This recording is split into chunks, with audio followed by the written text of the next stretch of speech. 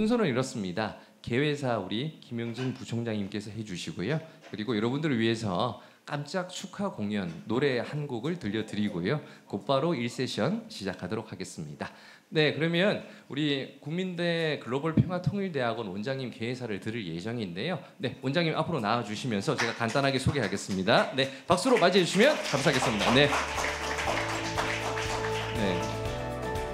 국민대 글로벌 평화통일대학원은 작년 9월에 만들어졌습니다. 네, 초대 원장님 겸 우리 원장님께서 개회사를 해주시겠습니다. 자, 여러분 안녕하세요. 예, 반갑습니다.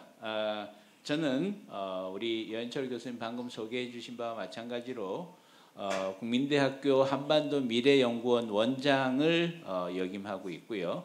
저희가 글로벌 평화통일대학원이 또 설립이 되어 있습니다. 지금 현재 3학기, 이제 4학기 들어가게 되겠고요. 또 대학원 원장을 맡고 있습니다. 저는 김형진 교수입니다. 먼저 오늘 우리 국민대학교 한반도 미래연구원 글로벌 평화통일대학원 아까 여인철 교수님 소개하셨듯이 통일교육 사업단이 주최하는 대학생과 함께하는 전문가 자담회가 되겠습니다. 오늘의 주제는 여러분들 앞에 현수막에 있는 바와 마찬가지로 통일 여건의 악화와 통일교육의 방향이라는 주제로 토론회를 마련했습니다.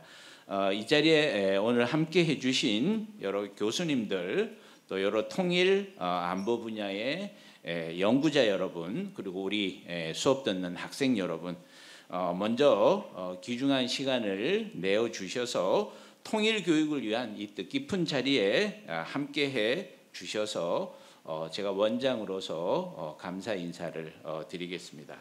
특히 오늘 사회자로 수고해 주실 김주현 국민대학교 한반도 미래연구원 초대 원장, 제가 5대 원장입니다. 예, 초대 원장님께 깊이 감사 인사를 드립니다. 또한 오늘 이 자리에 함께 해주신 최완규 전 북한대학교 대학원 총장님, 백준기 전 국립통일교육원장님, 사실 오늘 자담회를 주최하는 측면에서 솔직히 말씀드린다면 발제자로 모시기에는 너무도 큰 결례가 되지 않을까 할 정도로 높은 지식과 인품 또 우리 학계의 원로이십니다.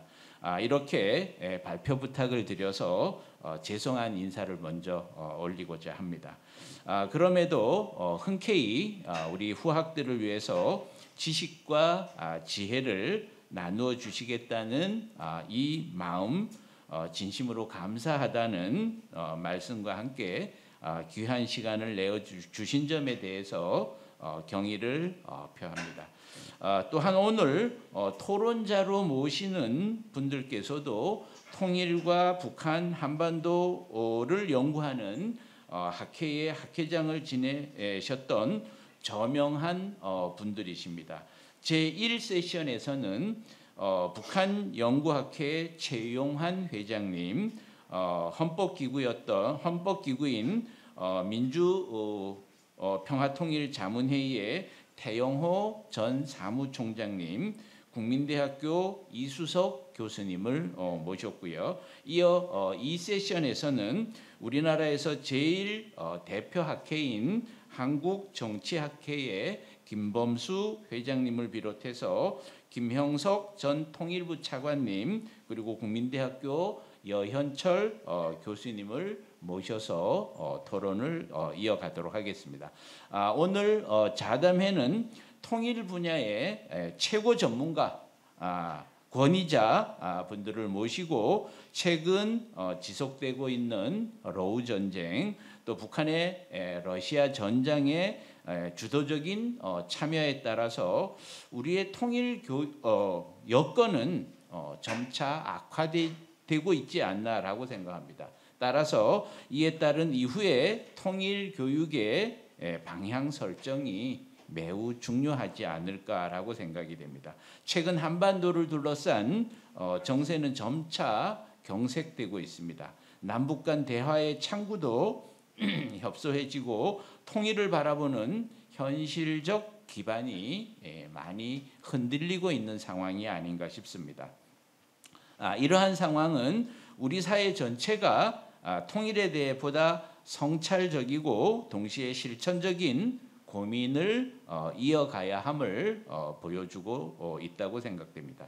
특히 대학은 우리 미래 세대의 가치관과 비전을 형성하는 이러한 학술적 공간입니다. 청년들이 평화와 공존의 관점을 갖추고 통일을 단순한 정치적 사건이 아닌 미래 사회 설계의 한 요소로 바라볼 수 있도록 돕는 것이 그 어느 때보다도 대학에서 절실히 요구되는 주제가 아닌가 싶습니다. 이러한 의미에서 대학에서의 통일 교육은 변화된 시대에 맞는 폭넓은 시각, 균형 있는 관점, 그리고 창의적 접근을 요구받고 있습니다. 오늘 이 자리를 통해 여러 교수님들의 연구와 교육 경험, 그리고 학생들의 생생한 의견이 자유롭게 논의됨으로써 통일 교육이 더 이상 고정된 방식이 아니라 현실을 반영하고 청년의 눈높이를 반영하는 교육으로 발전하기를 기대합니다. 나아가 대학이 우리 사회에서 평화와 통합의 가치를 선도하는 지적 중심지로서 다시 한번 역할을 강화해 나가기를 희망합니다. 마지막으로 이번 학술 행사를 준비해 주신 모든 분들의 수고에 깊은 감사를 드리며 오늘의 논의가 대학 통일 교육의 미래 방향을 밝히는 소중한 밑거름이 되기를 기원합니다. 고맙습니다. 네, 감사합니다. 우리 국민대학이 이제 국리민복, 국가의 이익과 국민의 복, 그래서 그것을 실천하고자 만들어낸 국자 민자돼서 나온 국민대학교입니다. 독립운동가들이 만든 대학이면서 그들이 꿈꿨던 완성된 통일, 그것이 바로 우리 진정한 한반도 평화 통일인 것 같습니다. 그것을 위해서 우리 현 시점에서 통일 교육을 어떻게 할 것인지 오늘 짚어보는 시간 됐으면 좋겠다라는 그런 바람입니다. 다시 한번 우리 김영진 원장님께 감사의 박수 한번 보내주시면 감사하겠습니다. 네, 고맙습니다. 네, 다음은요. 원래 계획에는 없었지만 우리 글로벌 평화통일대학원의 성악가 교수님이 한 분 계시는데요. 네, 아름다운 나라라는 노래를 한번 들려드린다고 합니다. 크로스오버 싱어 김정 교수님, 우리 큰 박수로 모셨으면 좋겠습니다.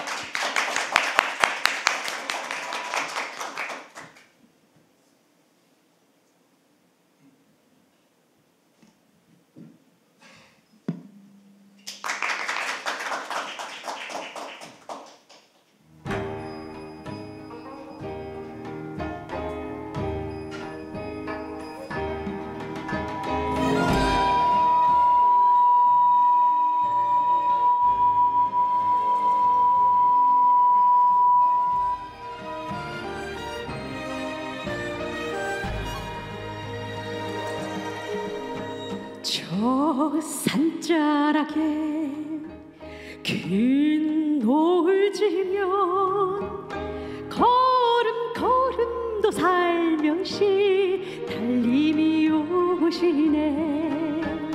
밤 달빛에도 참 어여뻐라. 골목골목 산 담장은 달빛을 반기네. 겨울 눈꽃이 오롯이 앉으면 그 고독한 흰빛이 샘바람도 재우니 참 아름다운 마른 봄이 있는 이 땅에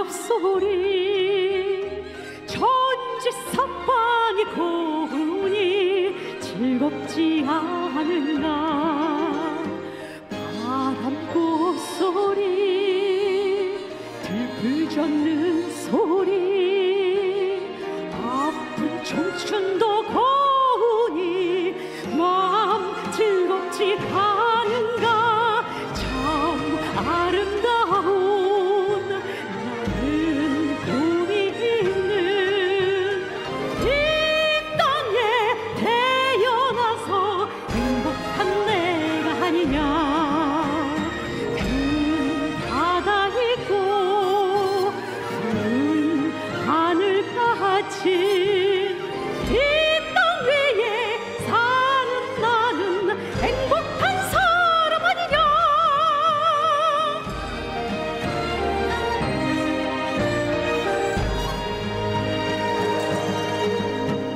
큰 추위로 견뎌낸 나무의 뿌리로 봄 그리운 마음으로 부르다 부르게 더 부르게 수만 잎을 피워낸 한 줄기로 하늘까지 뻗어라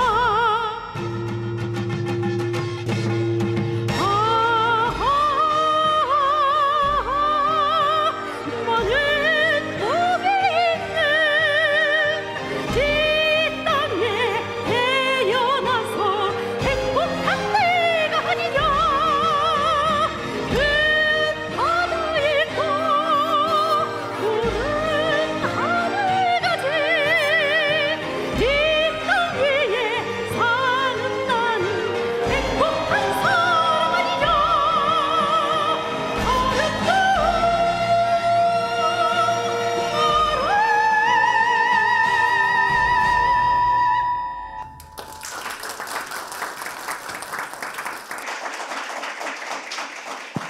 네, 감사합니다. 현재 우리 글로벌 평화통일대학원에 2학기생으로 재학하고 계시는데요. 다른 대학의 교수님이시면서도 우리 국민대에 재학생으로 주셔서 감사드리고요. 또 하나 말씀 나온 김에 대한민국의 5대 페스티벌이 있대요. 그 중에 하나가 원주 댄싱 페스티벌인데 거기 총괄 감독 그리고 KBS 열린음악회에 단골로 출연해 주시는 우리 교수님이셨습니다. 우리 그래도 따뜻한 감사의 박수 한 번만 더 보내드릴까요? 김정 교수님 감사합니다. 네, 너무 감사합니다. 네, 자 우리 이제 마음에 예열도 됐고요. 이 행복한 나라, 이 자유와 평화, 인권 이런 이야기들 이제 학술 세미나 장에서 이제 이야기 나눠보도록 하겠습니다. 그러면 1세션 우리 김주현 원장님을 비롯해서 발표자 두 분, 네 그리고 토론자 분들 모두 앞으로 나와주시면 감사하겠습니다. 네. 1, 2세션 사회를 맡아주실 분은 김주현 원장님이신데요. 우리 현대그룹 아시죠? 현대경제연구원이라고 싱크탱크가 있는데 현대경제연구원에서 원장님 그리고 우리 개성공단 금강산 사업을 초석을 닦아주셨던 그런 역할들 국민대 한반도 미래연구원의 초대 원장님 그리고 파이낸셜 뉴스 사장님 등을 역임해 주신 분입니다. 김주현 원장님 박수로 맞이해 주시면 좋겠습니다.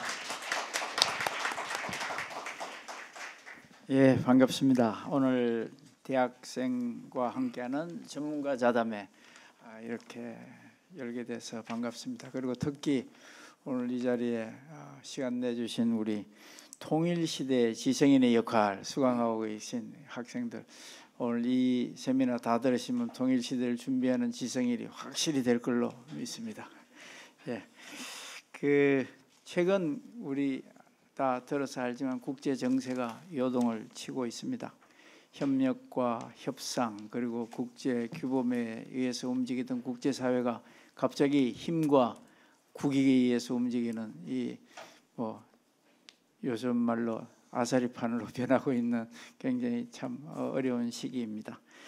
이에 따라 사실 남북 관계도 교류와 협력 이런 이야기는 잊혀진 지가 오래됐고 서로 힘과 힘 대 힘, 그리고 강 대 강, 그리고 뭐 이게 군사력에 의한 평화, 뭐 이런 말로 요즘의 시대가 정의되고 있습니다. 그래서 이런 시기에 우리가 통일이라는 이야기하기가 굉장히 어려운 시기가 됐습니다. 그리고 어떻게 보면 사람들 뇌리에서도 조금씩 잊혀져가는 그런 시대인데, 이런 시대, 통일 여건이 악화되고 있는 상황에서 우리가 통일 교육이라는 건 그러면 어떻게 해나가야 될 건가 하는 이야기가 우리의 과제가 된 것 같습니다. 그래서 오늘 그 이야기를 가지고 우리 오늘 좀 좌담회를 열어봤습니다. 그래서 여러분들이 어떻게 보면 통일 교육을 하고자 하는 사람과 받아야 되는 사람이 받는 사람의 입장인데, 어떤 교육을 내가 좀 받았으면 좋겠다, 이런 이야기를 나중에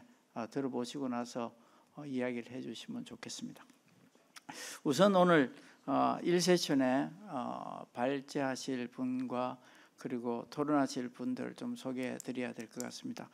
사실은 최완규 총장님, 저는 그렇게 편하게 부릅니다만 북한 대학원 대학교의 총장님 역임하시고 우리 사회 통일 문제, 남북 문제를 뭐 논의하고 연구하시는 분 중에 최고의 제가 원로라고 항상 존경하지 않는 분입니다. 그런데 사실 발제를 해달라고 부탁하기 굉장히 미안한데, 하여튼 그래서 제가 죄송하지만 하여튼 부탁을 드렸고 참 흔쾌히 수락을 해주셔서 오늘 이렇게 모시게 됐습니다. 그리고 지금은 이제 학교 그만두고 나셔서는 우리 민족 서로돕기 운동 대표이사, 공동대표가 여러분인데 그 중에서 대표 맡고 계시고 이런저런 우리나라의 남북 문제에 대해서는 중심을 잘 잡고 계시는 귀한 분이십니다. 오늘 발제를 해주실 거고요. 그리고 토론은 또 거기에 맞는 분을 모셔야 되니까 또 제가 찾느라고 우리 여 교수하고 굉장히 고생을 많이 했는데, 우선은 최용환 부원장님, 북한연구학회 회장님 타이틀을 갖고 계시고 지금 국가안보전략연구원의 부원장으로 계셔서 여기에는 충분히 적합한 토론을 해주실 걸로 보이고, 또 어려운 분을 모셨는데요.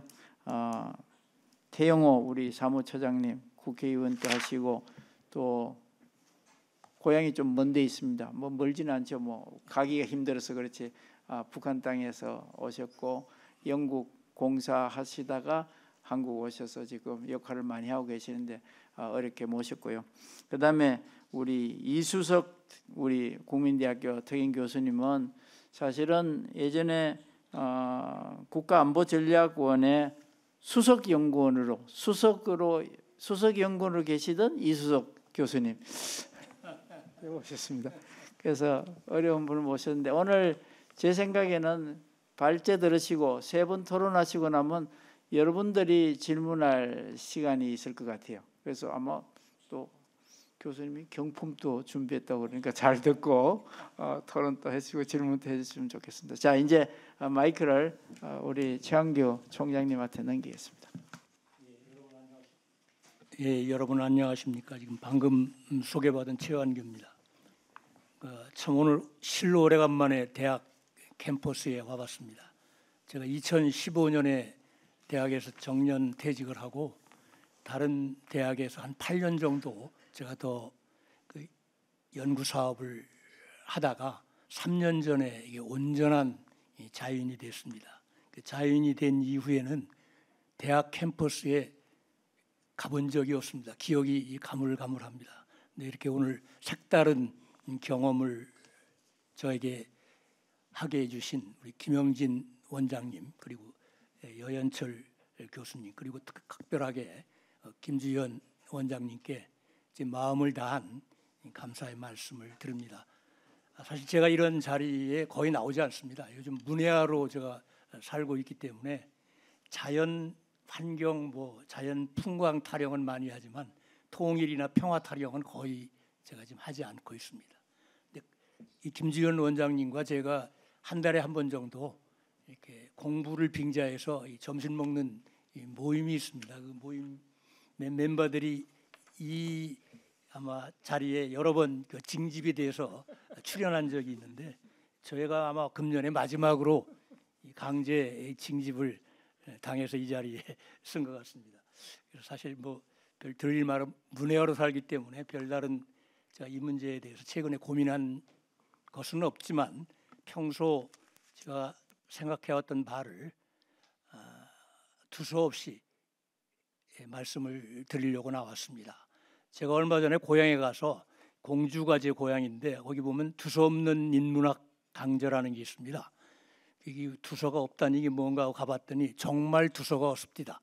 그러니까 말하자면 우리 학술회에 보면 뭐 발제자나 발표자가 있고 몇 사람이 토론자가 있고 청중이 질의응답이 있고 대개 그런 정형화된 틀에서 계속 지금 벗어나지 못하고 있는데 저는 오늘 가급적이면 그냥 두서없이 자유롭게 발표자나 토론자나 객석의 청중들이 그렇게 딱히 구분되지 않는 좀 자유로운 형식으로 마음대로 그저 얘기하는 이런 형식으로 오늘 이 회의를 진행했으면 어떨까 하는 그런 생각을 해봤습니다. 어쨌든 가급적이면 제가 그 형식에 얽매이지 않고 자유롭게 말씀을 드리려고 생각을 합니다. 제가 주최 측에서 요구한 발제문에 앞에 다소 장황한 그 몇 사람들의 말을 인용을 해놨습니다. 그 이유는 그 말들 속에 제가 오늘 이 자리에서 여러분들께 드리고자 하는 그 내용의 문제의식이 담겨 있다 이렇게 여러분들께서 이해를 해주시면 되겠습니다. 어찌 보면 남과 북의 갈등과 대결 전쟁은 국가와 국가 간의 전쟁이 아니라 일종의 내전이라고 볼 수 있습니다. 말하자면 1950년에 발발한 한국전쟁은 20세기의 스페인 내전과 더불어 가장 치열했고 참혹했고 치유 화해가 불가능할 정도의 그런 엄청난 내전이었습니다. 국가 간의 전쟁이 아니라 내전이었기 때문에 거의 화해가 더 어려운 이런 전쟁이고 그 멍에 속에서 아직도 우리가 자유롭지 못하다. 그래서 생텍쥐베리가 내전은 말하자면 전쟁이 아니라 병이라고 그랬습니다. 왜? 적이 내 안에 있고 나 자신과 싸우기 때문에 내전은 전쟁이 아니고 병이라는 이런 얘기를 했는데 아마 남북 간에도 이 말이 그대로 적용된다고 볼 수가 있고 또 해밍웨이 얘기를 한 얘기 그 방법이 스페인 내전에 참여했던 해밍웨이라는 사람이 이런 얘기를 한 적이 있습니다. 내가 스페인어를 배웠는데 내가 아는 스페인어 중에 가장 비극적인 말은 이 방법이 없다. 노헤이 메네라라는 뭐 그런 표현을 썼습니다.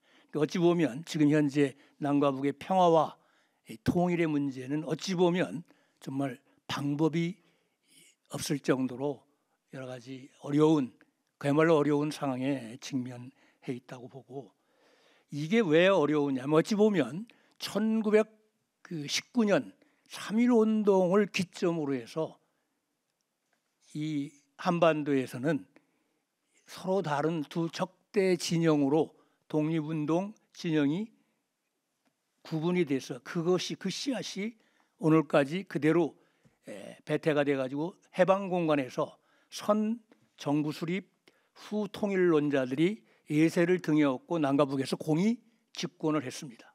그러니까 먼저 정부를 수립하는 게 우선이지 통일하는 게 우선이 아니다. 그래서 정부를 먼저 수립하고 후에 기회를 봐서 통일을 하자 하는 세력들이 예세를 등에 업고 남과 북 공이 집권을 했습니다. 이승만과 김일성 공이 북한에서 아무리 주체를 얘기해도 그 당시에 북한의 정부 수립 과정에서는 소련의 거의 절대적인 지원을 비호를 받고 출범한 겁니다. 그리고 선통일 후 통일론자들은 그 권력 투쟁에서 남과 북 공이 패퇴했습니다. 이게 어찌 보면 3.1운동 이후에 벌어졌던 양 진영의 그 흐름이 그대로 해방 공간에도 이어졌다. 이게 오늘날까지 그대로 지속되고 있다. 이것이 어찌 보면 가장 솔직한 남과 북의 대결과 갈등의 본질이다. 저는 그렇게 생각을 합니다.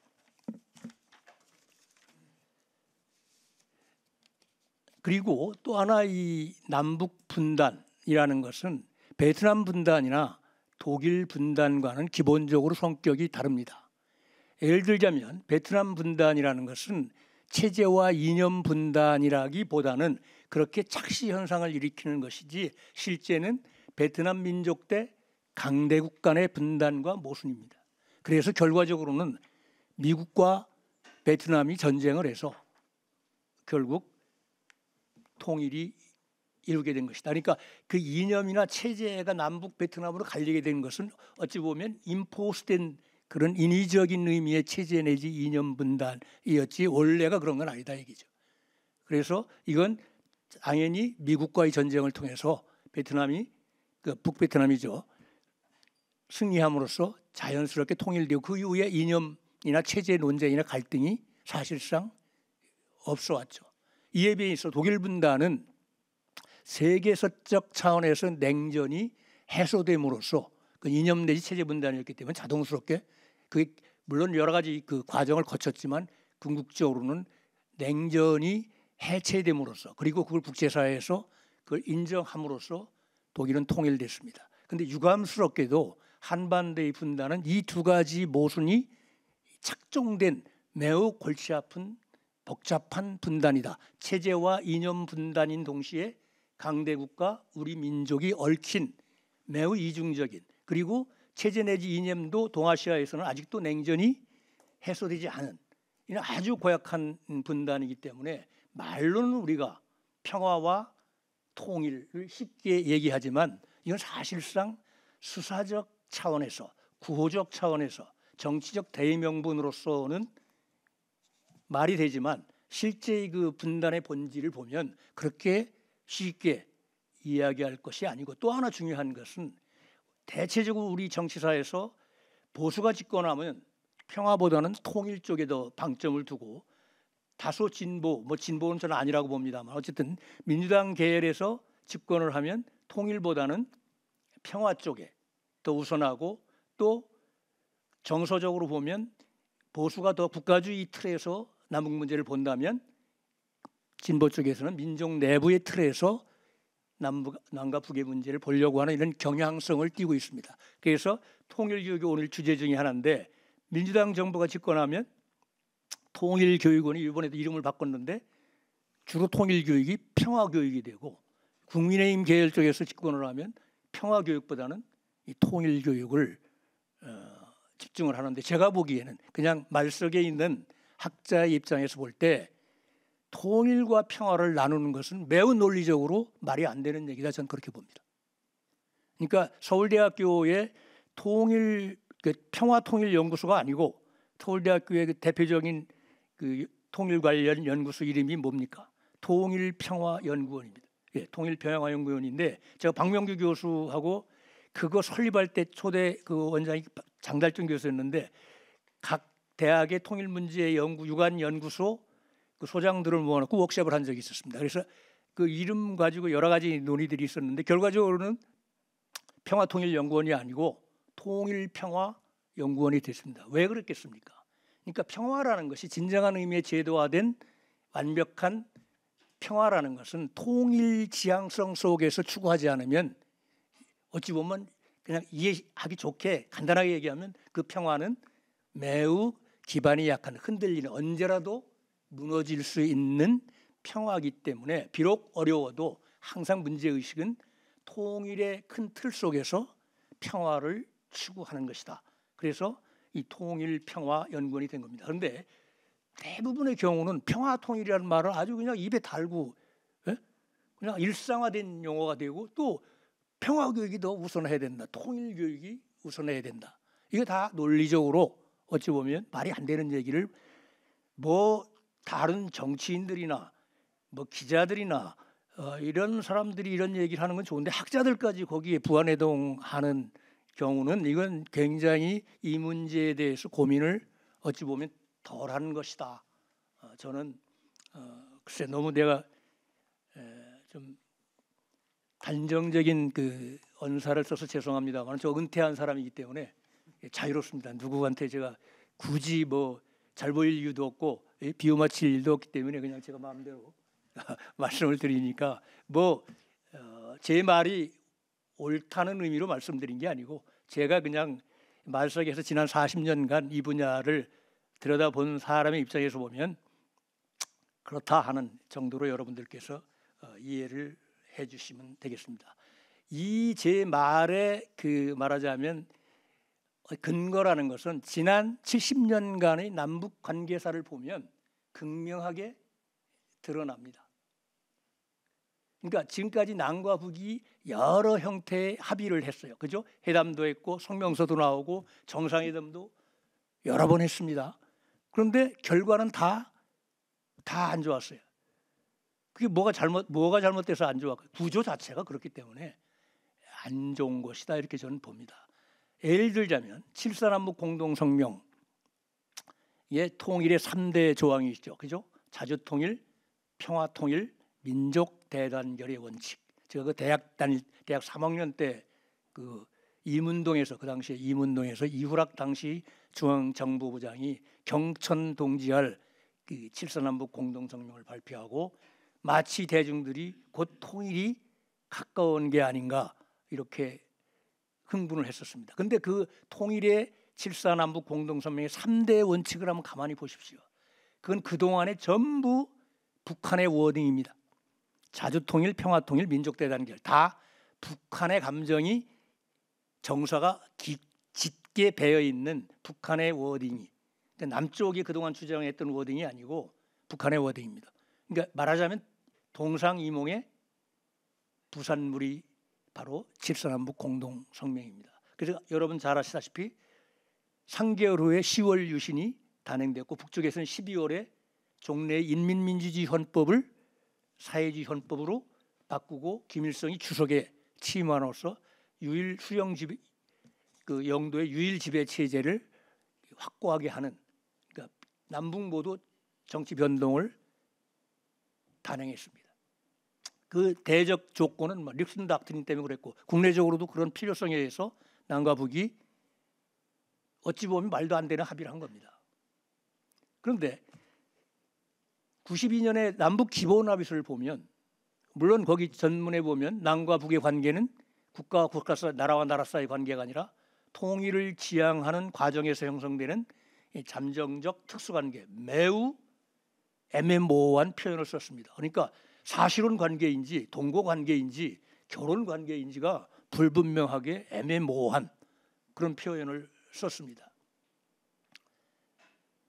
그래서 남과 북이 절충선에서 나라와 나라 사이 관계가 아니라 통일을 목표점으로 놓고 그 어느 중간에 있는 애매모호한 관계가 남북관계다 이렇게 규정을 했는데 그거는 순전히 그때의 워딩은 남쪽의 워딩입니다.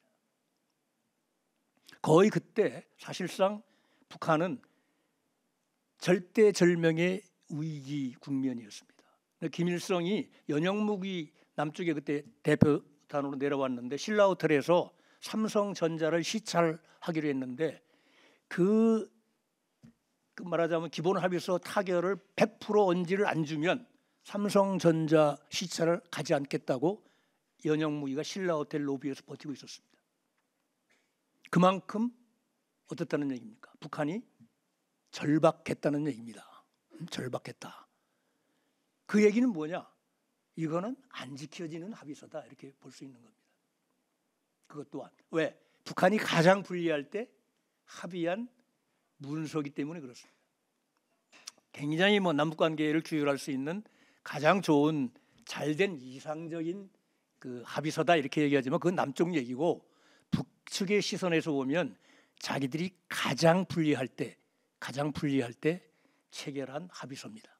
정말 절대절명. 그래서 그때 당시에 그 회담의 주역들의 해고를 보면 김일성이 정말 안도의 한숨을 내쉬고 연영묵을 극찬했다, 수고했다 이렇게 아주 그 칭찬을 많이 해줬다는 그런 후일담도 제가 들은 적이 있을 만큼 어려웠던 시기에 나온 거고 어찌 보면 그 후에 김대중, 노무현, 문재인의 그 남북 합의서, 성명 이런 것도 대개 그 범주 안에 들어가는 거라고 보고 있습니다. 제가 9.19 그 평양 공동선언 회담 때 제가 특별 수행원으로 북에 2박 3일 동안 가서 좀 봤습니다. 이렇게 옆에서도 보고 뭐 북한의 핵심 엘리트층들도 얘기도 해보고 뭐 얼굴도 보고 뭐 김정은 얼굴도 이렇게 바로 옆에서 이렇게 보고 했는데 그냥 우스갯소리 저 친구 젖살이 안 빠졌구나.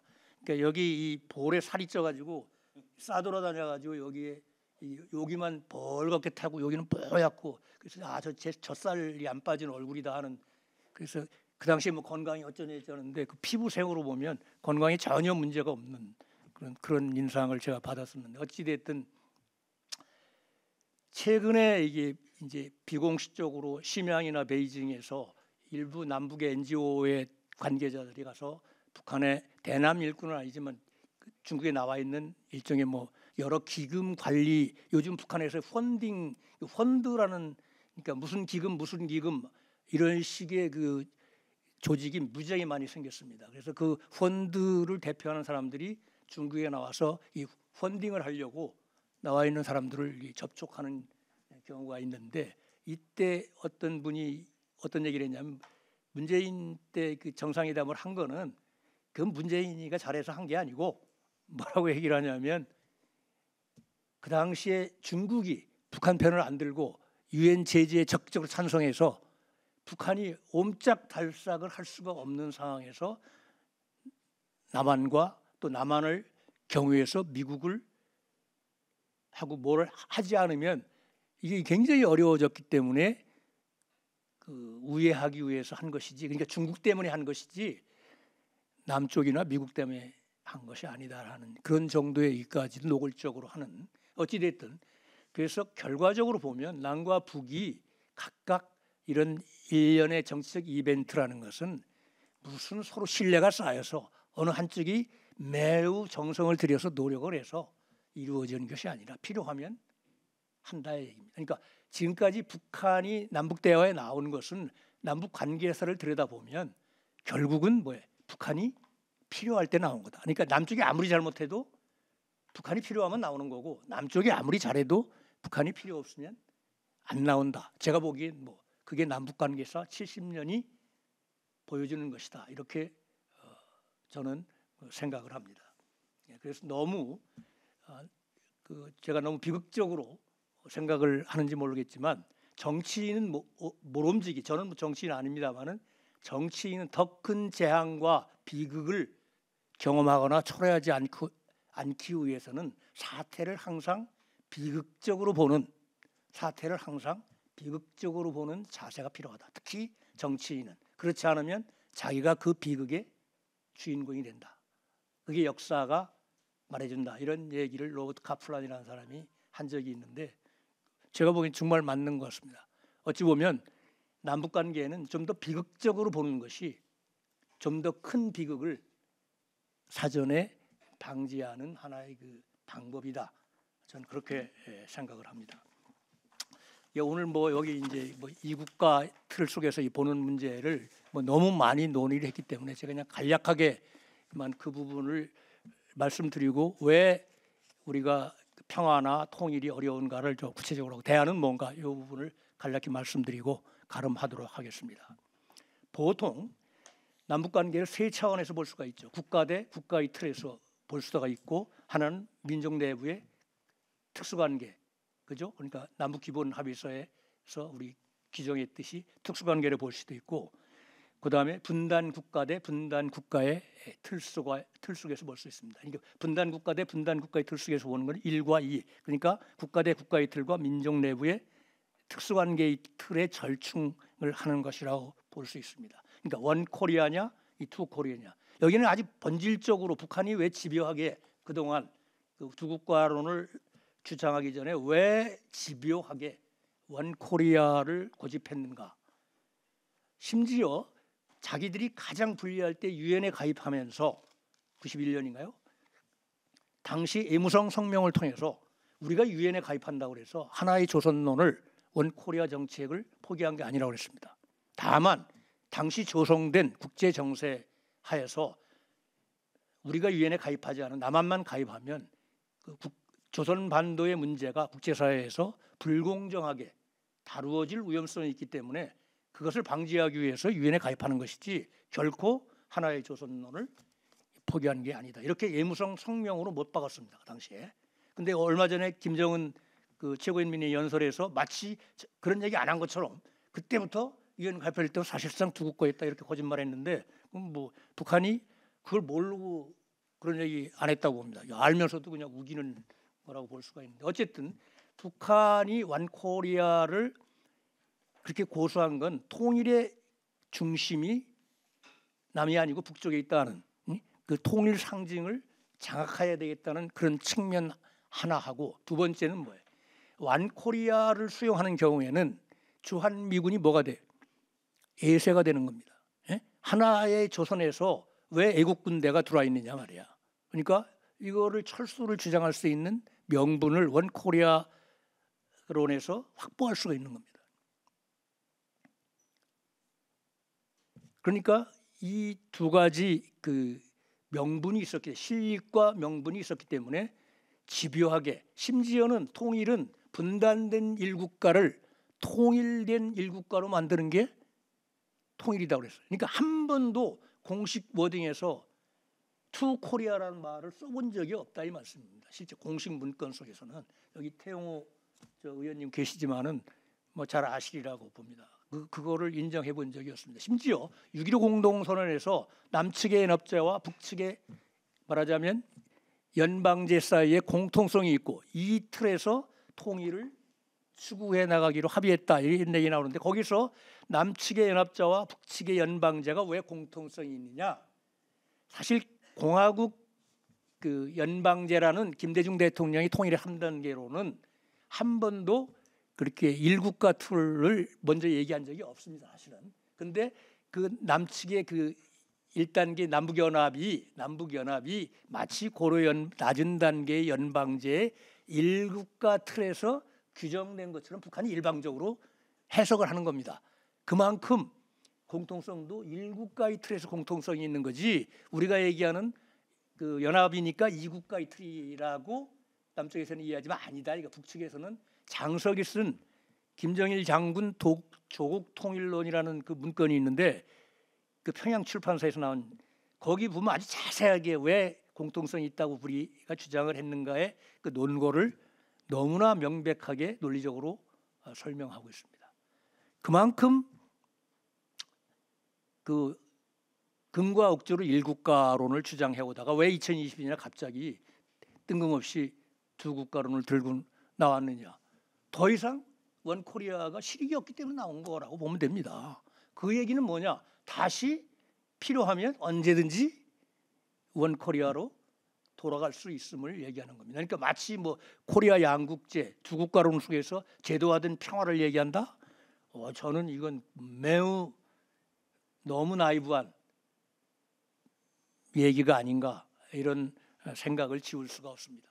그래서 그 두 국가론을 얘기하게 된 건 가장 보면 불리하니까 두 국가론 완코리아 정책을 해서 오히려 과거에는 뭐야 그래도 신랄 같은 희망으로 말하자면 통일전선의 여지가 남쪽에 그런 세력들이 있고 그래서 이 뭐 잘 교류를 하다 보면 뭐 돈 얻는 것도 돈 얻고 실리도 있지만 그런 정치적으로 일종의 통일전선의 어쨌든 신랄 같은 희망 같은 것을 북한이 갖고 있었는데 가만히 2000년대에 돌아가다 보니까 남북 교류를 하다 보니까 이게 통일전선이 아니고 역통일전선의 위험에 북한이 고스란히 노출되는 그래서 무슨 여러 가지 법이 나왔잖아요. 뭐 청소년 보호법, 뭐 평양 문화 뭐 무슨 보호법, 뭐 여러 등등 서너 가지의 입법인데 이게 다 뭐예요? 일종의 그런 거라고 볼 수 있어요.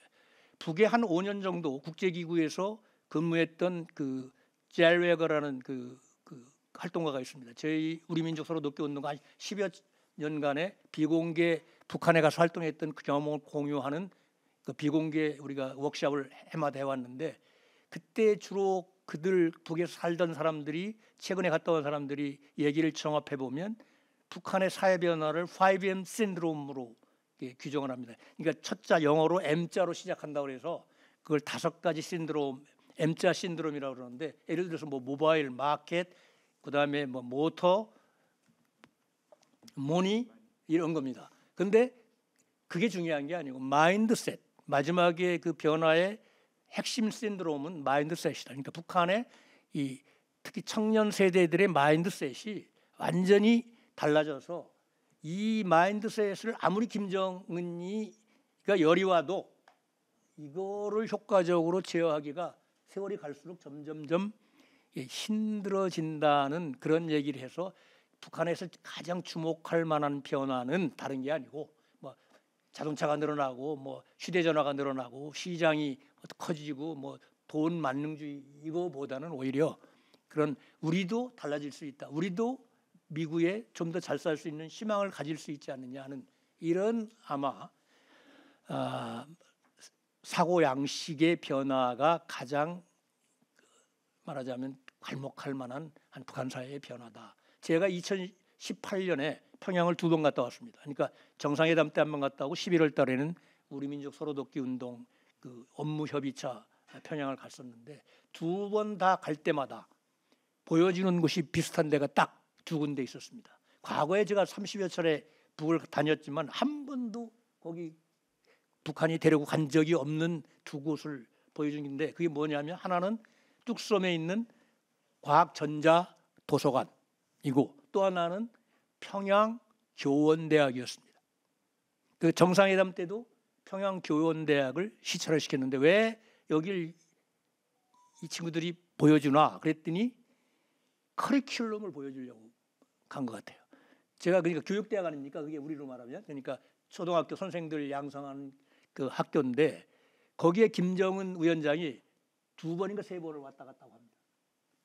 그래서 그 커리큘럼을 집중적으로 저희한테 설명을 하는데 지금 우리나라 말하자면 교육대학의 커리큘럼보다 더 선진적이었다. 이렇게 제가 그런 느낌을 받았습니다.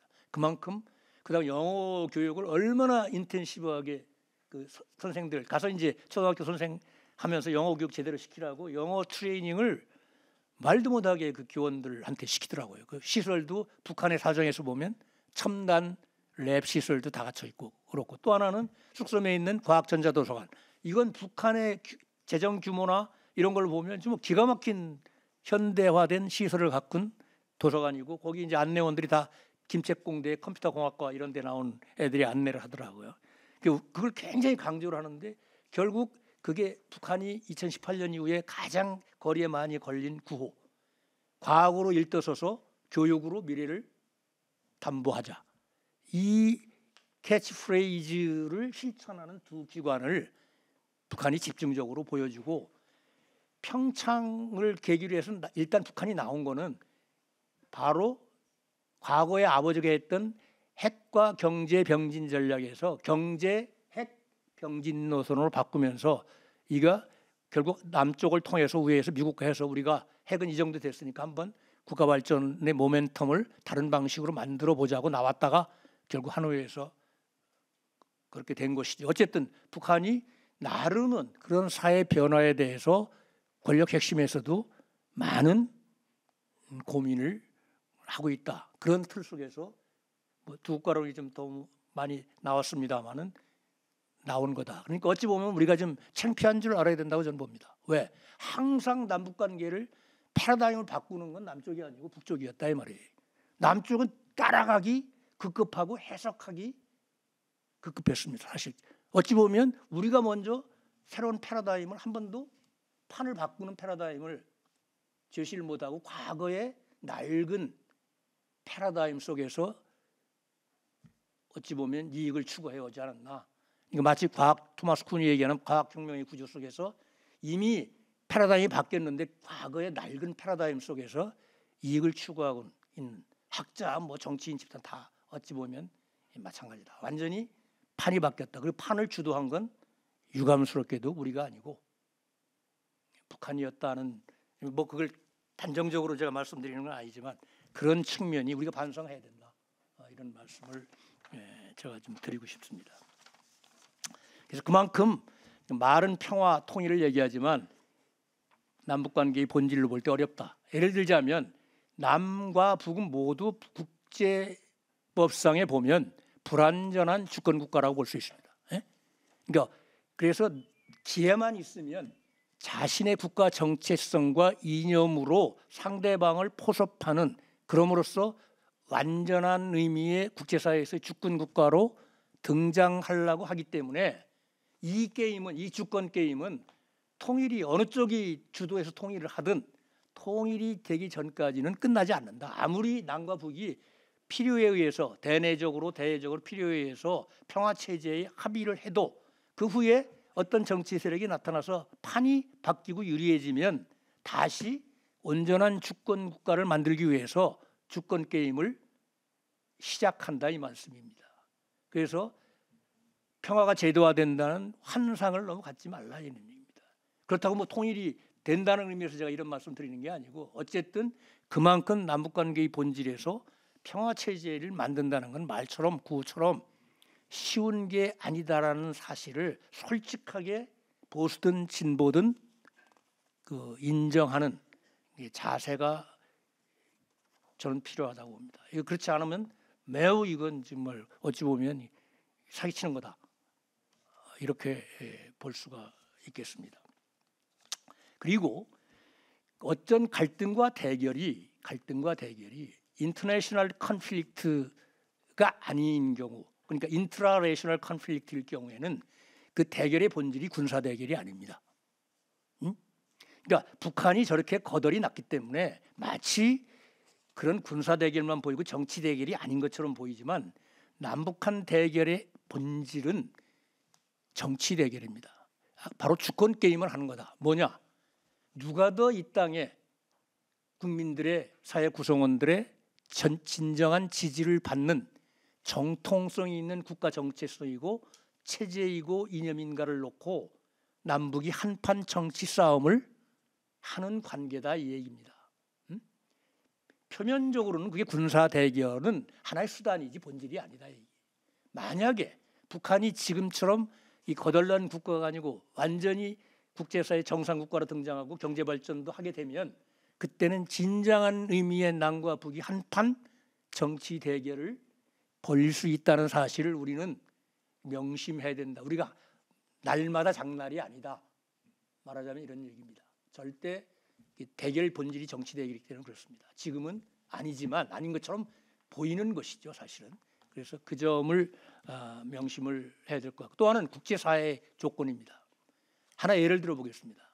2000년 남북 정상회담에서 그 6.15 공동선언이 발표되고 10월 달에 조명록 당시 조선인민군 차수가 인민군 차수 복장하라고 워싱턴에 가서 백악관에서 클린턴을 만났습니다. 그렇죠?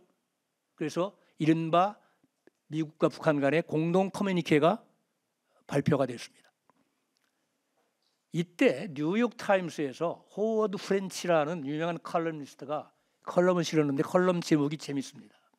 The World, 부제가 If Korea United, Will Asia Divide. 이게 뭐냐면 그러니까 한국이 통일되면 아시아가 분단되나? 이런 제목의 글을 썼어. 내용이 뭐냐? 결국 남과 북이 가까워지면 불가피하게 그게 뭘 언명을 했든 안 했든 대륙지향적이 될 수밖에 없다. 그 지경학적으로 중국에 붙을 수밖에 없다 이 얘기입니다. 그렇게 되면 휴전선이라는 좁은 분단선이 대한해협이 아래로 내려가서 더 큰 분단선을 만들게 된다. 그러니까 미국 입장에서 보면 저쪽 대륙과의 그 경계 라인이 훨씬 더 내려오는 불리한 상황에 처하게 된다. 그래서 결국은 미국이 지지하는 한반도의 통일이라는 것은 미국의 군사 주권이 어느 수준에서 보장되느냐하고 밀접한 관련이 있는 것이고 이건 역으로 중국도 마찬가지다 이 말이에요. 중국도 등소평 시대 이래로 한반도의 자주적이고 평화적인 통일을 지지한다고 했습니다. 그건 여기서 자주는 뭐예요? 미국 빠져라는 얘기고 평화는 뭐예요? 남북한 합의에 의한 반환 어떤 한쪽이 원하지 않는데 그걸 무시하고 통일을 해서는 안 된다. 그러니까 그게 바로 자주와 평화적인 통일을 지지한다 이 얘기입니다. 그러니까 결국 남북한이 그게 어느 정도 내적으로 성숙해도 대적 그 두 가지 조건이 제대로 충족되지 않으면 굉장히 어려워지는. 그러니까 미국이 바로 그런 물론 공식 성명은 아니지만 교묘하게 그 유명한 컬럼니스트를 동원해서 그런 컬럼을 쓰게 한다. 그게 어떻게 보면 솔직하게 미국의 그 한반도의 남북관계의 진전을 보는 가장 정확한 시선이다. 이렇게 볼 수도 있습니다. 그런데 그만큼 대내적으로 대외적으로 평화와 통일을 이야기하는 것이 어렵다. 저는 그렇게 봅니다. 그래서 그 어느 경우에 가능하냐? 결국은 가장 제가 기독교 신자 아니고 뭐 불교 신자도 아닙니다만은 그건 정말 통일이라는 것은 신이 도울 때 어떤 결정적인 순간에는 그게 뭐예요? 설명할 수 없는 어떤 거가 움직이지 않으면 사실 과거 역사로 봐도 쉽지 않은 겁니다. 물론 신이 그거를 들어줄 만큼의 노력은 해야 되겠지만 결정적으로는 사람의 힘만 가지고는 안 되는 것이다. 전 그렇게 봅니다. 그래서 이론상으로 보면 남과 북의 권력 핵심이 함께 만났을 때 공동의 이익 영역이 만들어질 수 있을 때 시작된다고, 평화적인 통일의 협상이 시작될 수는 있다고 봅니다. 말하자면 그 북한이 어느 정도 이제 국제사회에서 정상적으로 기능을 하는 사회가 와서 체제도 상당히 어느 쪽으로 수렴하든 비슷해지고 경제력도 비슷해졌을 때 누가 권력을 잡아도 그 파워의 핵심들이 말하자면 결정적으로 뺏기거나 손실을 보지 않는, 그러니까 공동으로 말하자면 이익을 추구할 수 있는 장, 정치적 장이 만들어지고 남북이 주민들도 그 수준에서 화해를 할 수 있고 그것을 대외적으로 국제사회가 싫든 좋든 싫으면서도 해줄 수도 있고 좋으면서 해줄 수도 있는 이런 여건이 동시적으로 시간 차원에서 싱크로닉하게 보장될 때만이 진정한 의미의 평화적으로 협상을 통한 남북 간의 평화와 통일을 시작할 수 있다. 그 된다는 얘기가 아니고 시작할 수 있다. 지금은 그 하나 저 밑에 것도 아무것도 안 된 상태에서 많은 사람들이 통일을 얘기하고 평화를 이야기한다. 이게 결론적으로 말씀드리면 지금 어느 정부든 보수 정부든 진보 정부든 지금 대북 정책 타령을 할 때가 아니라고 봅니다. 한마디로 얘기하면 지금 뭐 저도 개인적으로 너무 잘하는 분이고 평소 교육을 해왔기 때문에 뭐라고 하지만 지금 물론 그 장관이 정치인이기 때문에 뭐 매일 나와야 되기 때문에 신문에 TV에 나와야 되기 때문에 좀 다소 무리한 말씀을 하는지는 모르겠지만 최근에 이 통일 담론, 두 국가 담론이라는 것은 정치적 레토릭으로서는 뭐 메이크 센스 하지만 실제 실천적 영역에서 보면 굉장히 연목구호다. 전 그렇게 봅니다. 다시 말씀드리면 뭐라 그럴까요? 지금은 규범적으로 제가 말씀드리면 통일 한반도가 추구해야 될 규범적 가치를 각각 정치, 경제, 사회, 문화 영역에서의 통일 한반도가 추구해야 될 규범적 가치를 누가 선점하느냐, 남이 선점하느냐, 북이 선점하느냐에 따라서 달라진다. 그러니까 우리가 그걸 선점하고 때를 기다려야 된다. 지금은 북한하고 뭐 하자고 자꾸 얘기할 필요가 없이 지금은 우리가 할 수 있는 간접적으로 북을 위해서 무엇을 할 수 있는가를 표대내지 않고 생색내지 않고 간접적으로 도와주고 국제사회를 통해서 도와주는 비공식적으로 도와줘서 나중에 통일의 기회가 왔을 때 니네 우리가 어려웠을 때 뭐 했는가 했을 때 우리 이렇게 당신들을 위해서 음향으로 마음을 써서 도와줬다는 얘기를 할 정도의 그런 틀 속에서 전혀 생색을 내지 않는 이런 도움을 주는 건 몰라도 그 이상의 찝쩍거리는 지금과 같은 소위 정책이든 짓거리든 이런 거는 안 하고 지금은 다분히 국내의 그런 총체적인 우리 사회 역량을 강화시키는 것이 진정으로 이 땅에서 평화와 통일을 준비하고 남북 간의 갈등을 최소화하고 안정적인 그 갈등과 분단 관리를 한 가장 현명한 그러나 느린 것 같이 보이지만 가장 올바르고 빠른 길이다. 저는 그렇게 생각을 합니다. 이상으로 제 두서없는 말씀 마치도록 하겠습니다. 역시 제가 억지로 부탁을 드렸지만 참 다른 데서 여러분들이 아마 듣기 힘든 말씀을 들은 것 같습니다.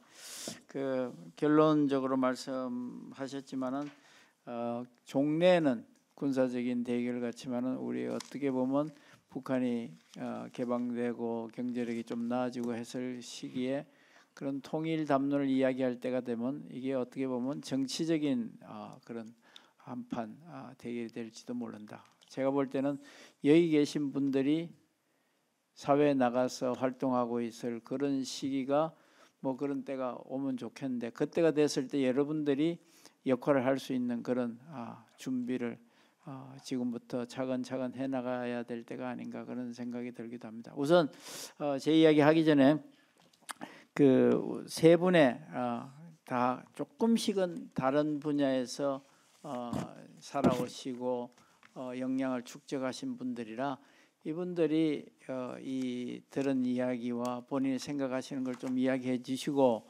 그리고 나서 플로어에 계신 분들 제가 한 세 분 이상 마이크를 드리겠습니다. 그러니까 이야기 토론하는 거 들으면서 여러분들도 이거 나 좀 물어보고 싶다 그런 이야기를 준비하시기 바랍니다. 우선 그 토론의 순서는 이렇게 하도록 하겠습니다. 그냥 우리 그 순서지에 나온 거대로 어떻게 보면 북한연구학회 학회장을 지금 역임하고 계시고 또 국가기관인 국가안보전략연구원에서 부원장으로 계신 최용환 부원장님께서 본인이 생각하시던 거나 뭐 발표하신 거에 대해서 뭐 코멘트나 다른 생각이나 하여튼 편하신 대로 말씀을 해 주시면 좋겠습니다.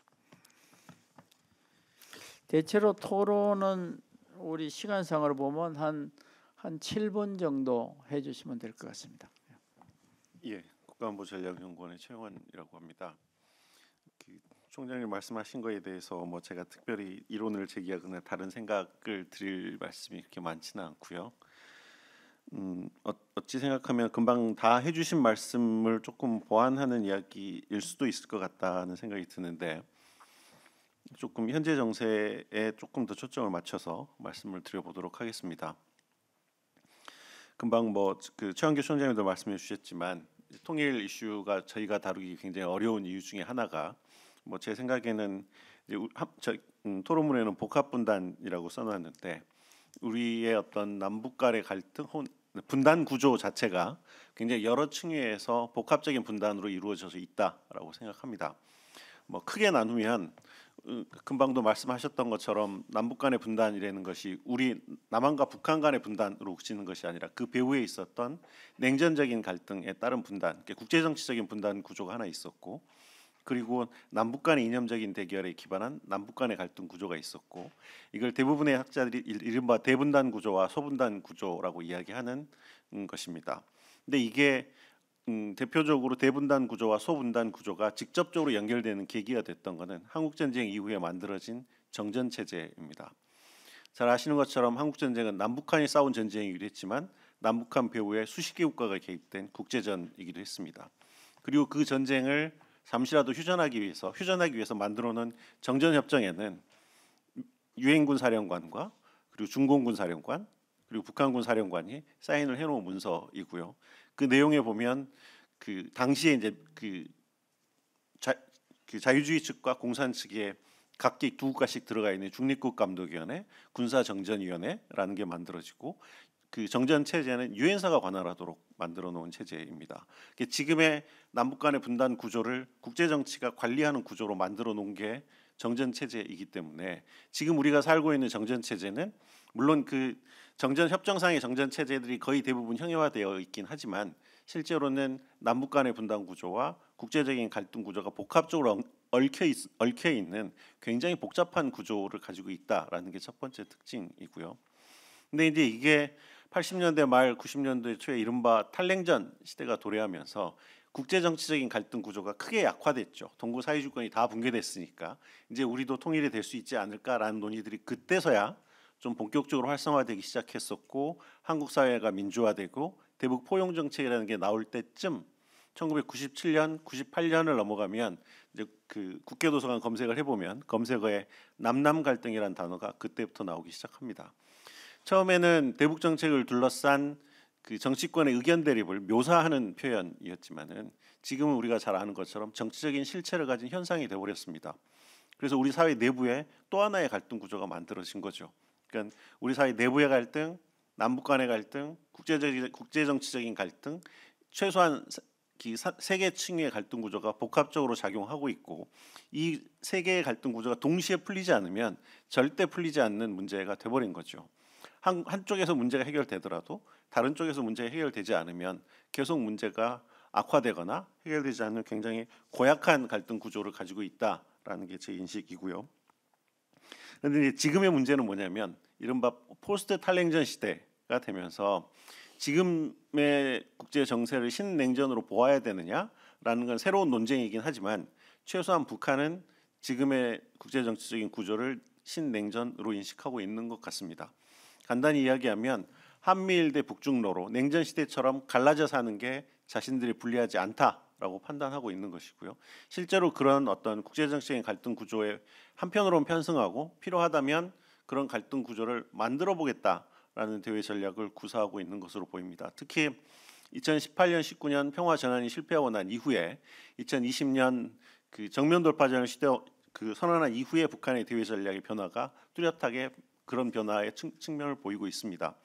특히 이제 물론 이런 식의 어떤 냉전적인 갈등 구조를 이용하겠다라는 게 새로운 일은 아니지만 2022년에 발생한 러시아 우크라이나 전쟁이 북한의 대외 전략에 있어서는 천재일우의 기회가 돼 있는 것이고 현재 북한의 상황에서 현재 국제 정세를 본다고 하면 북한 입장에서는 탈냉전 이후에 최고의 정세라고 할 수 있습니다. 실제로 올해 나온 미국 국방정보국 보고서에서도 수십 년 이래 북한이 가장 유리한 전략적인 포지션을 장악하고 있다라고 이야기를 했고요. 2022년 시정연설에서 김정은도 거의 비슷한 이야기를 합니다.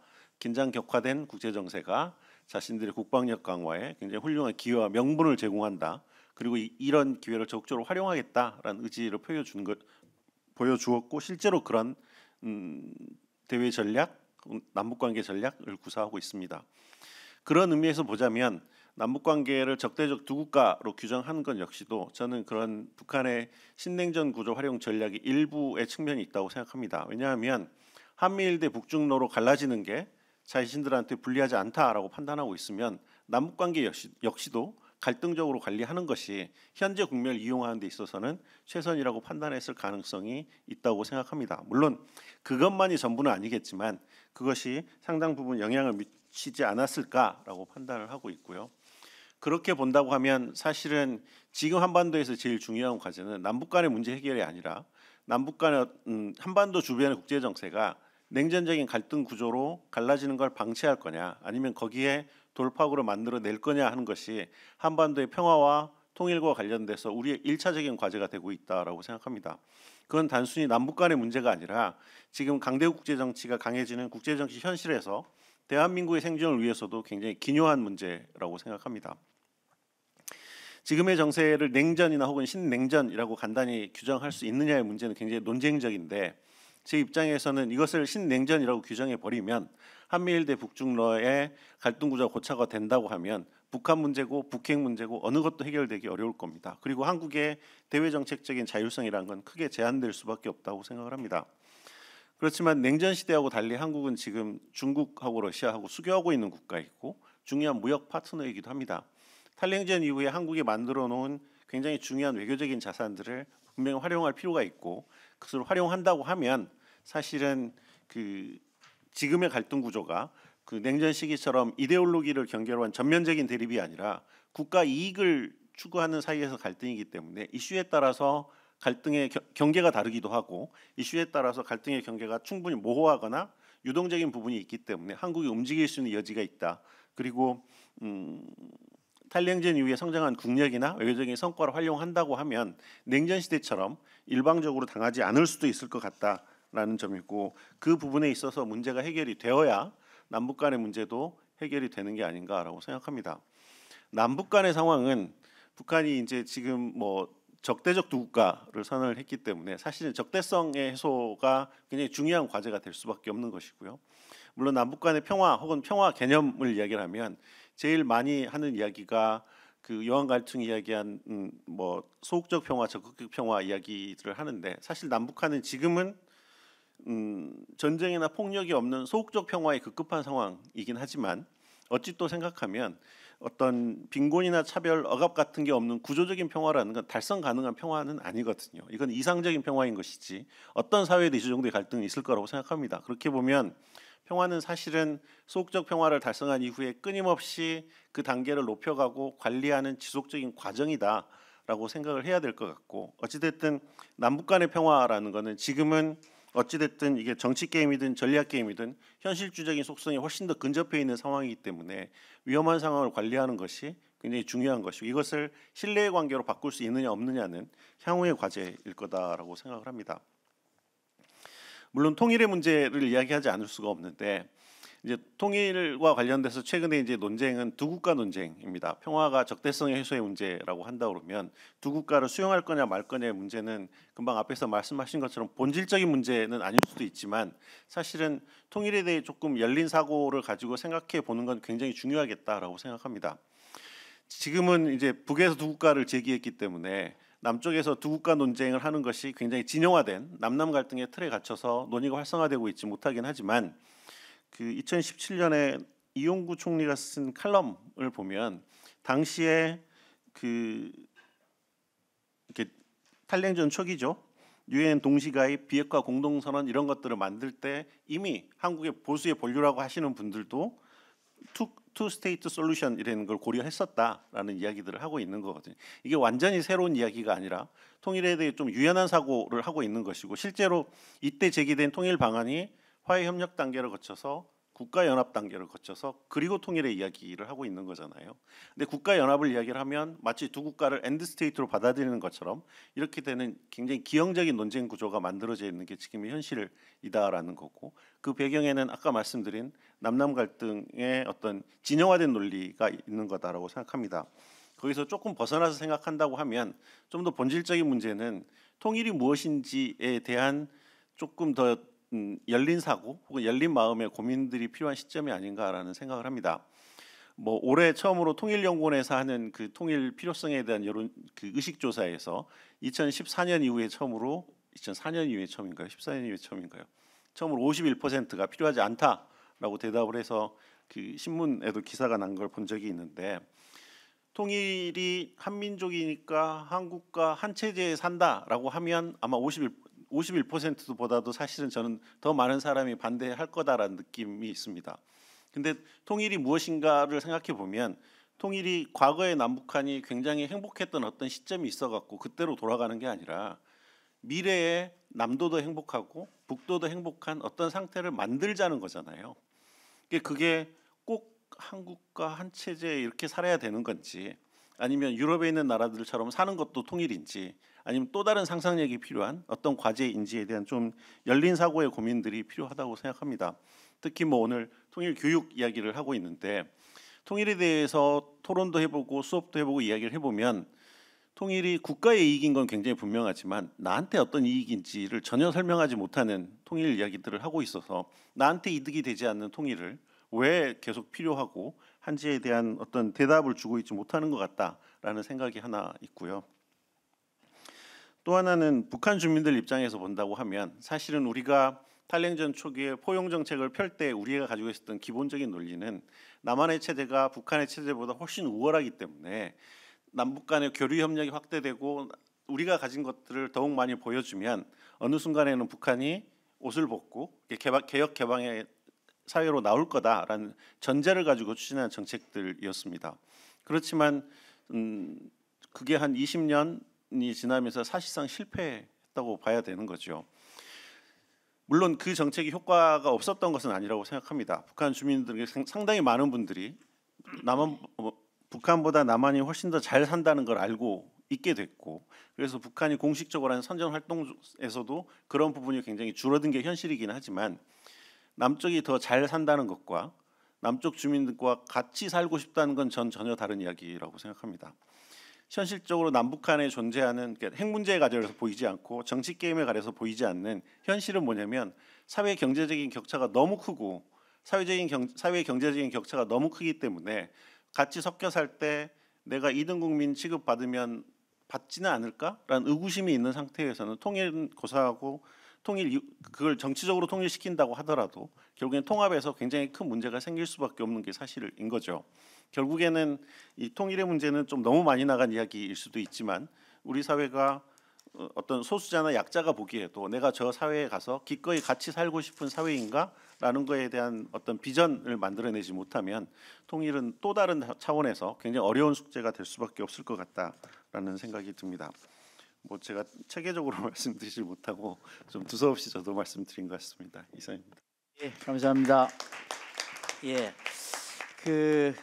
우리 부원장님 말씀 잘 또 우리 서로 앞에 발제하신 최 총장님하고 잘 같이 생각해 보시고 이제 여러분 이게 꿈속에서 들으시는 것보다 맑은 정신으로 들으는 게 굉장히 중요할 시기가 됐습니다. 여러분들 나이에 북쪽에 있는 젊은이들 이 사람들은 도대체 무슨 생각을 하고 있을까? 그거 궁금하시잖아요. 그래서 그 이야기를 포함해서 북쪽에도 살아보시고 남쪽에도 살아보신 우리 태영호 사무처장님한테 우리 이야기를 한번 들어보도록 하겠습니다. 예. 오늘 통일 교육과 관련한 이런 이제 문제를 가지고 세미나를 하겠는데 지금 현재 이 토요일 날에도 제가 이 비슷한 세미나에 참석했습니다. 이 지금 적대적 두 개의 국가론과 평화적 두 개의 국가론을 어떻게 볼 거냐 이런 세미나를 하고 이거 하루 지나서 또 유사한 세미나를 또 하게 되는데 저는 오늘 어디다 좀 초점을 맞추고 이야기하고 싶은가 하면 이 북한의 적대적 두 개의 국가론이 나오게 된 배경과 북한의 핵무기가 어떤 연관성이 있는가 이걸 좀 제가 중심적으로 얘기하고 싶습니다. 제가 이제 2016년도에 한국에 왔는데요. 지금 올해가 9년 차입니다. 근데 지난 9년 동안에 제가 한국에 와서 들여다본 북한은 지난 시기에 북한이 10년 동안 10년이라는 그 기간 동안에 이룩할 수 없었던 정말 거대한 변화를 김정은 체제가 들어와서 이룩했습니다. 그래서 우리가 구조적으로 보면 일단 김정은이가 자기 할아버지 아버지 때도 이룩하지 못했던 미국 대통령과의 정상회담을 3번 합니다. 예, 싱가포르, 하노이, 지오 판문점에 트럼프 대통령이 판문점까지 와서 이 북한 사람들로서는 아니 이거 북한 지도자가 미국 대통령과 3번을 연이어 만난다는 건 이건 대단한 건데 이런 일을 이제 김정은이가 했습니다. 두 번째는 김정은이가 할아버지와 아버지가 김정은이한테다가 앞으로 핵무기를 가지더라도 핵무기 보유가 목표가 아니고 한반도 비핵화를 계속 내세우면서 조용히 핵을 가지라고 했는데 김정은이는 올라가자마자 핵병진 노선을 내놓으면서 무슨 조선반도 비핵화냐 핵무기 이제는 명백하게 핵을 가지겠다고 해야지. 그래서 핵경제 병진 노선을 2013년도에 발표하면서부터 들이미리 붙여가지고 지난 9년 동안에 핵무기를 완성하는 이런 일을 지금 했습니다. 세 번째로서는 김정은이가 핵을 완성하면서 북한 주민들한테 뭘 이야기하는가 하면 이제는 북한이 핵을 가졌기 때문에 국제 정치 무대에서 목소리를 낼 수 있는 전략 국가가 됐다. 이런 전략 국가라는 표현을 북한이 쓰기 시작합니다. 그래서 제가 그때 그 표현을 들으면서 아니 핵을 가졌는데 어떻게 국제 정치에 영향을 미치는 전략 국가가 됐다는 거냐 이 고리가 잘 풀리질 않았습니다. 그런데 북한이 우크라이나 전선에 이제 군대를 파견하고 결국은 푸틴이 자기 힘으로 쿠르스크에서 우크라이나군을 내몰지 못하니 김정은한테 찾아가서 김정은의 도움으로 쿠르스크에서 우크라이나군을 내몰았습니다. 예, 내몰고 결국은 이제는 또 여러분 뉴스를 보았지만 북한 공병부대가 지금 도착하고 또 북한 건설대가 도착하고 앞으로 러시아에서 제일 큰 무인기 생산 공정에 이제 북한 노동자들이 한 15,000명에 가서 무인기를 대량 생산해 준다고 하고 그러니까 이 거대한 영토와 군사력을 가진 러시아도 못 해낸 걸 지금 자그마한 북한이 핵을 가지고 지금 해낸다는 겁니다. 근데 우리가 여기서 우리가 간과하지 말아야 될 건 뭔가 하면 핵을 가지기 전에는 북한은 이 휴전선 일대로든가 북한 국내에서 자기 무력을 북한 밖으로 이동시킬 수 있다. 이거 꿈도 못 꿨습니다. 왜? 북한은 항상 언제 한미연합군이 밀고 들어올지 모른다. 그래가지고 휴전선 일대를 군사화 요새화하고 거기다 장사정포를 가득 내다 놓고 이런 북한인데 이번에 우크라이나 전쟁에 지어 우리 휴전선 일대 했던 북한식으로 말하면 낡은 방사포들 70년대에 그것까지 다 우크라이나에 기차를 실어 가서 잘 맞추다는 거 같고 들이쐈다는 거 아닙니까? 이 정도로 핵을 가지니 마음대로 자기의 재래식 무력을 한반도에서 뺐다 였다 저 먼 우크라이나까지 보내는 이런 능력을 이제 소유하게 된 이런 일이 지금 지난 9년 동안에 이제 벌어졌습니다.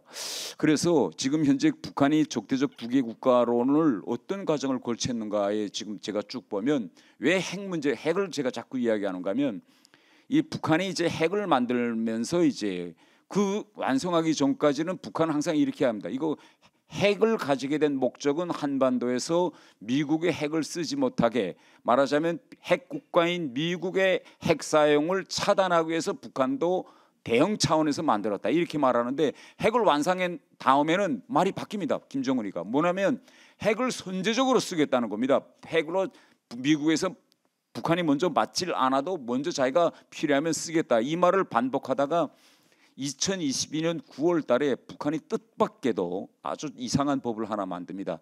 핵무력 정책법이라는 걸 만들어요. 핵무력 정책법. 그런데 핵무력 정책법에 핵무기 사용의 5가지 원칙이라는 게 나옵니다. 어떤 조건에서 북한이 핵무력을 쓰겠느냐. 그 핵무력 사용 5가지 조치에 어떤 내용이 나오는가 하면 이겁니다. 비핵 국가들이 핵 국가와 야합하여 북한을 군사적으로 공격할 기미가 보이면 먼저 핵으로 비핵 국가를 때리겠다. 근데 거기서 비핵 국가라는 표현이 나옵니다. 그래서 제가 이 표현을 그때 보면서 그러면 이거 명백히 대한민국을 향해서 핵을 쓰겠다는 건데, 그러면 지금까지 법을 이렇게 만들어 놓으면 북한의 모든 당규, 당헌, 그다음에 북한군이 북한이 가지고 있는 이래하면 조선인민군 일반 규정과 의무 이런 모든 규정 교전 수칙들이 있습니다. 이 교전 수칙들에 뭐라고 했는가 하면 앞으로 한반도에서 일어날 전쟁을 북한은 내전으로 규정했습니다. 그러니까 우리는 6.25 전쟁 하지만 북한은 조국 해방 전쟁이라고 합니다. 그러니까 앞으로 북한군의 사명은 뭔가 하면 미국으로부터, 미제로부터 우리 민족, 같은 민족인 남조선인민들을 해방하고 민족을 해방해야 된다. 민족을 개념을 뒀는데 핵을 가진 다음에 한국을 비핵 국가로 규정했다는 건 뭔가 하면 앞으로 이 핵무기를 같은 동족인 한국 우리에 사용할 수 있고, 앞으로 그러면 일어나면 국제 정치학에서 우리가 놓고 보면 핵을 가진 국가가 핵무기를 내전에 사용할 수 있느냐 없느냐. 뭐 내전에서 재래식 무력은 다 썼습니다. 지금까지 뭐 중국 내전에서도 재래식 무력을 썼고 다른 데서는 다 재래식 무력들을 다 썼고 우리 6.25 때도 재래식 전쟁이었거든요. 그런데 처음으로 북한은 지금 뭐냐, 같은 동족인 우리 민족을 향해서 핵을 쓰겠다고 지금 법을 만들었습니다. 그러면 이런 핵무력 법이라는 이 특별법이 나왔으면 이 특별법이 지금 헌법하고도 상충하고 당원 당규하고도 상충하고 모든 북한이 가지고 있는 군부대의 모든 교전 수칙과 다 상충합니다. 그러면 이걸 통일시켜야 될 법적 과제가 나섰다.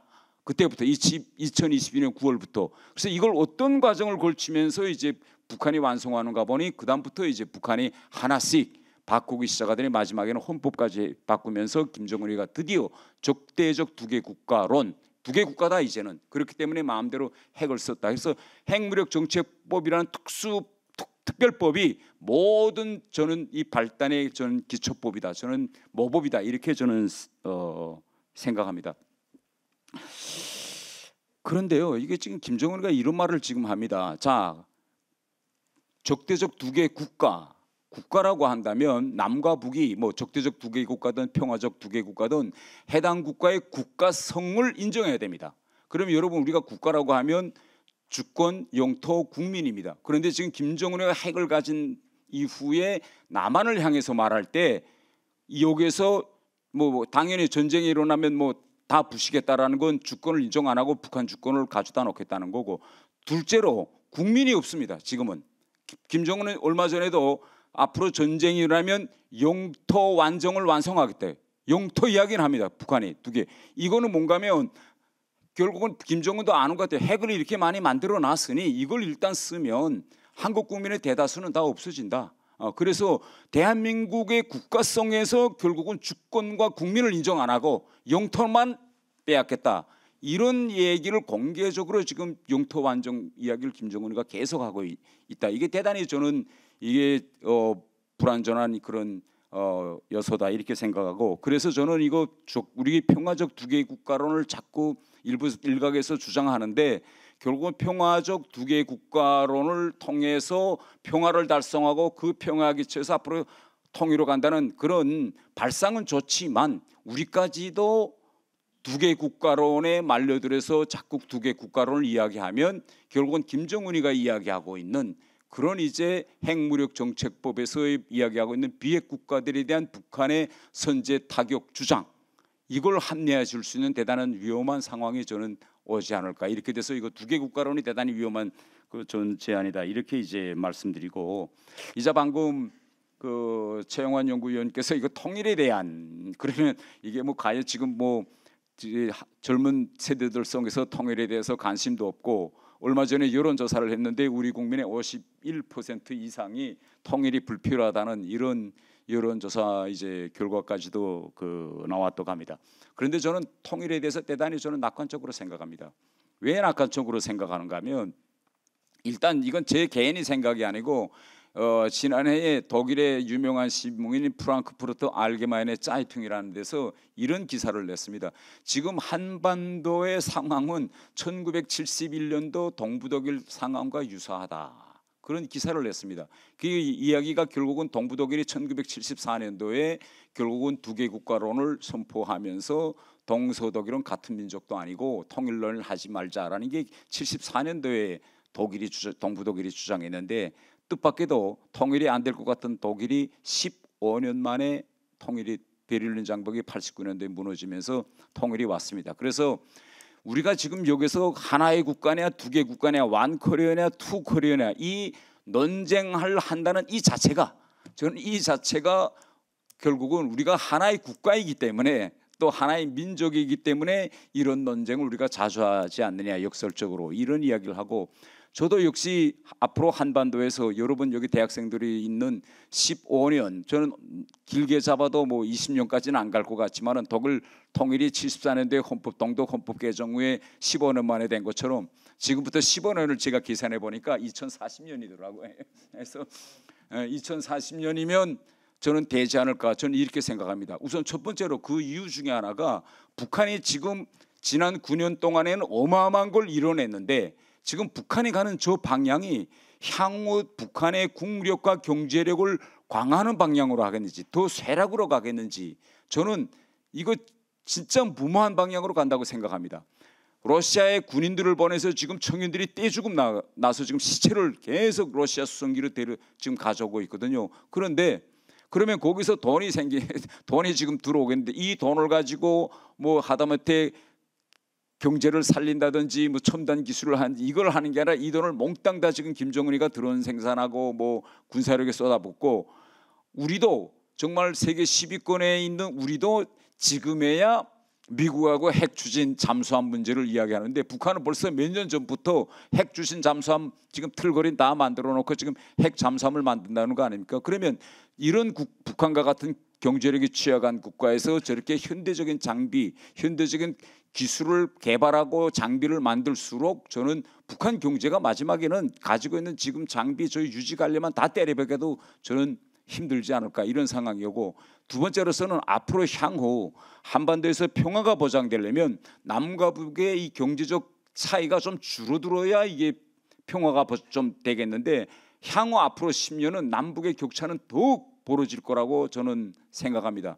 지금 생성형 AI 시대가 열리면서 인간 개인이 할 수 있는 이 능력의 한계가 어디까지일까, 이게 지금 모든 전문가들의 생각입니다. 제가 오늘 이 자리에 오기 전까지 제가 사무실에 앉아서 무슨 짓을 하다가 왔는가 하면, 제가 3층 서기실에 아무런 책을 썼습니다. 근데 이 책을 내가 이제부터 혼자 앉아서 애니메이션으로 만들까 아니면 AI 무비로 만들까, 이 생각을 하면서 애니메이션을 만들다가 왔습니다. 그러니까 지금 어떤 세대가 오는가 하면, 혼자 개인이 캐대용과 같은 영화를 만들 수 있는 시대가 지금 오는 겁니다. 지금 AI 시대가 열리면서. 그런데 지금 북한은 인터넷도 없으면서 점점 국가를 더 폐쇄되고 고립되는 국가로 만들고, 반대로 우리는 지금 AI 흐름에 올라타 가지고 매 개인이 가지고 있는 이 능력이 한계가 없이 늘어나고 있는데 이런 상황에서 앞으로 남북 격차는 얼마나 더 벌어질까 하는 게 제 눈에는 딱 지금 보이고 있기 때문에 이렇게 격차가 벌어지면 벌어질수록 결국은 이건 대단히 평화 유지에서 불안한 요소고 그 어느 한 순간에 이러한 격차 때문에 저는 북한 시스템이 예견치 않게 순간에 결국은 붕괴되는 상황이 되지 않을까 이렇게 생각하면서 토론을 마치겠습니다. 예, 아이 감사합니다.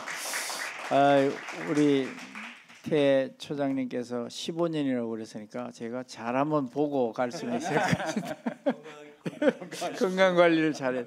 자, 우리 시간이 하여튼 50분까지 원래 돼 있고 10분 휴식 시간인데 제가 휴식 시간을 조금 사용하는 걸로 하고 이수석 우리 교수님께서 조금 짧게 해주시면 자 토론 질문하시거나 토론하실 프로에 있는 우리 학생 여러분 3분 정도까지는 제가 받을 수 있을 것 같습니다. 우리 이 교수님 먼저 토론해 주시죠. 네, 저는 뭐 발제문 간단해요.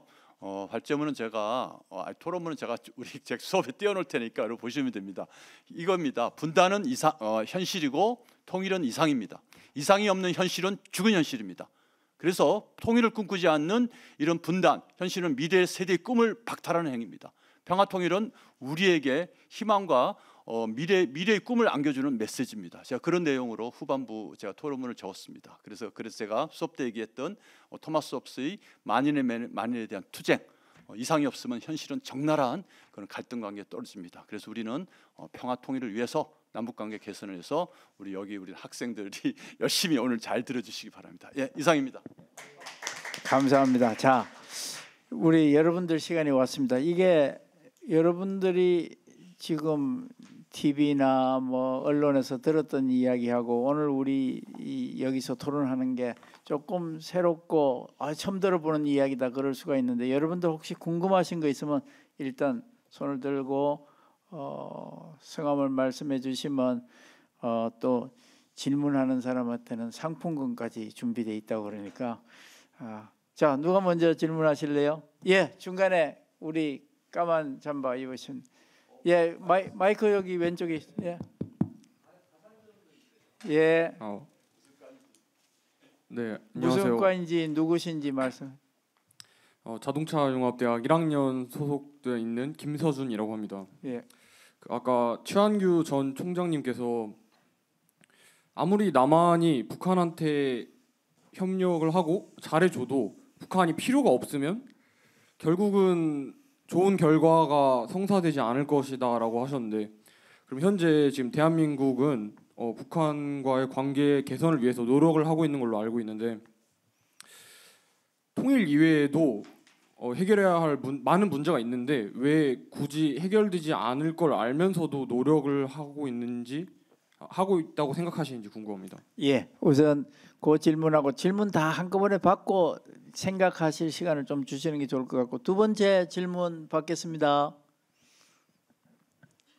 예, 질문 있으신 분.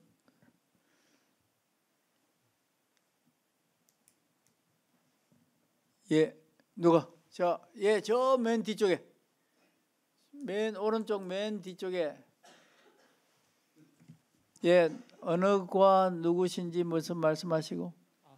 자동차공학과 김승원입니다. 예. 아까 북한과 통일을 위해서는 이 북한한테 이제 살짝 경제적 지원도 해주면서 이제 어느 정도 그 생활 수준을 비슷하게 한 다음에 이제 좀 통일 논의가 도와줬던 그 사실을 바탕으로 이제 좀 어떻게 통일이 진행돼야 된다 하셨는데 만약 북한이 경제적 자립을 이룬 다음에 이제 그냥 굳이 통일을 해야 할까 하면서 좀 수비적인 그런 태도를 보이면 어떻게 될지 좀 궁금합니다. 예, 좋은 질문이십니다. 예, 자, 세 번째 그 앞쪽에 여기 마이크 좀 주세요. 요 앞쪽에 카메라 옆에. 예, 예, 무슨 학과 누구신지요?